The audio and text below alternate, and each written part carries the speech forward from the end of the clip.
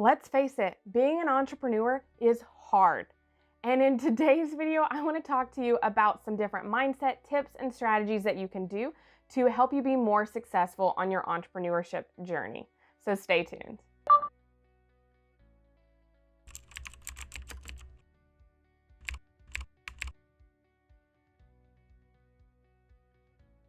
So I'm not sure where I heard this before, but I feel like it really rings true that entrepreneurship is a journey, not a destination. There is no finish line, and you're constantly having to work on yourself and your business to keep improving. A lot of times, improvement means that you actually have to step out of your comfort zone to continually grow and make changes, which can also be a very daunting task. With entrepreneurship, it's honestly like a roller coaster. There are some super high highs and then there are some super low lows. So I've actually owned my web design business now for 7 years.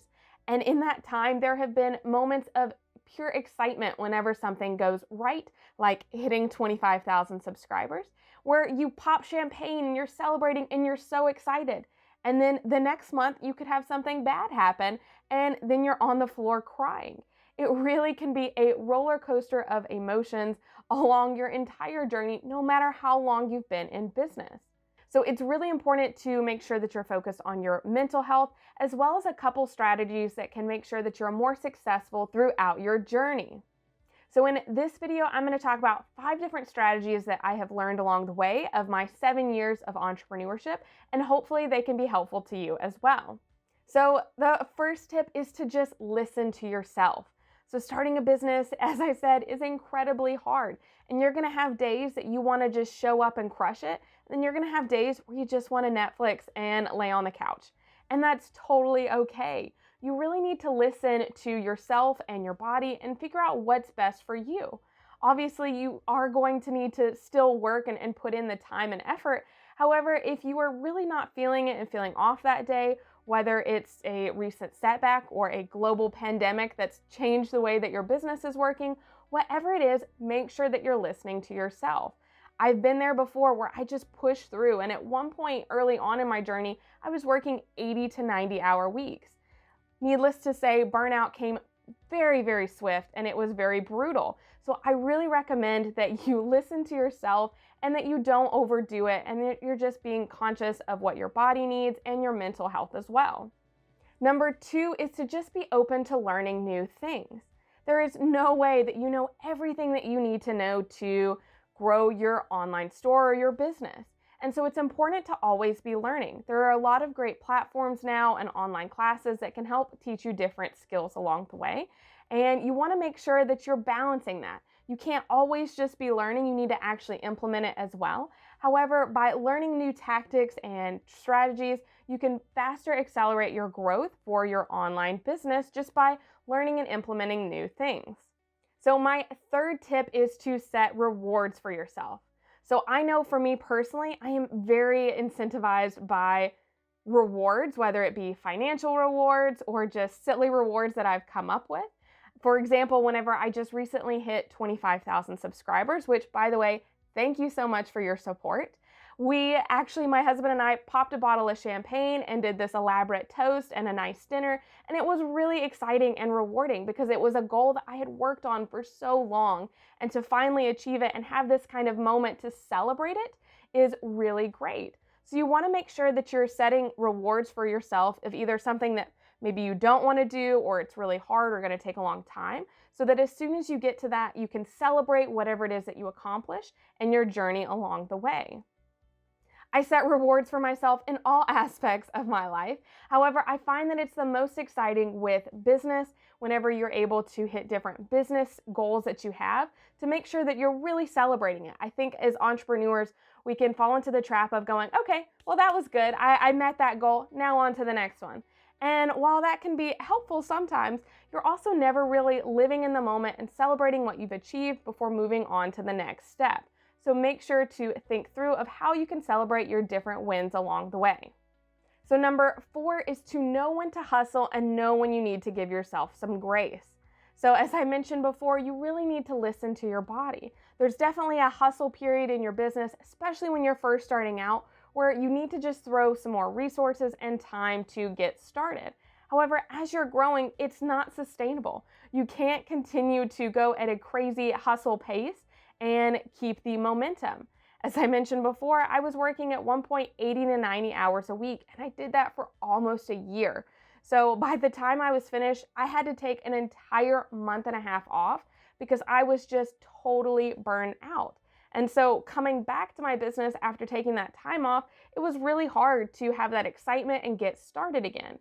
If I could go back and change things, I would have definitely gone at not a crazy of a pace and been more focused on my mental health and just giving myself more time to really relax and have some grace along the way.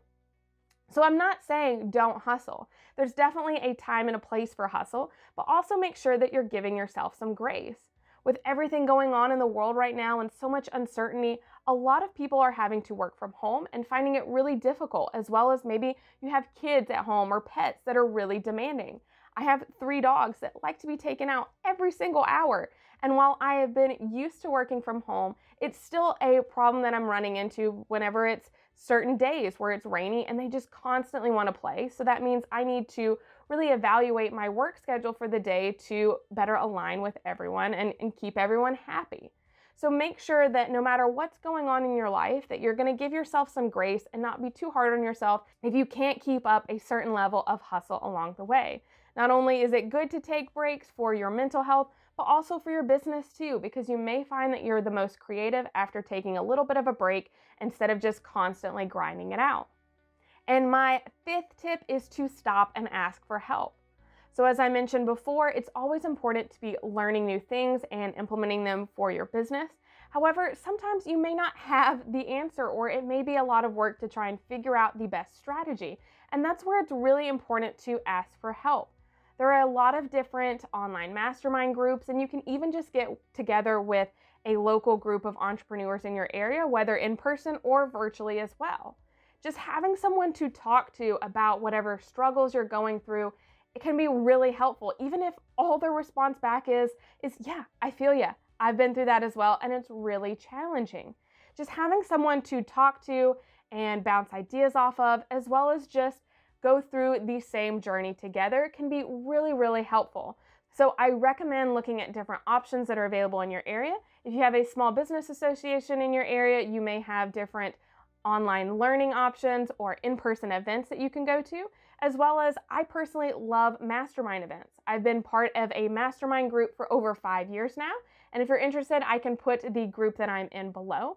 But what I find with masterminds is that it's really helpful because you're getting people from all different types of industries and niches and specialties coming together so that they can problem solve in different ways.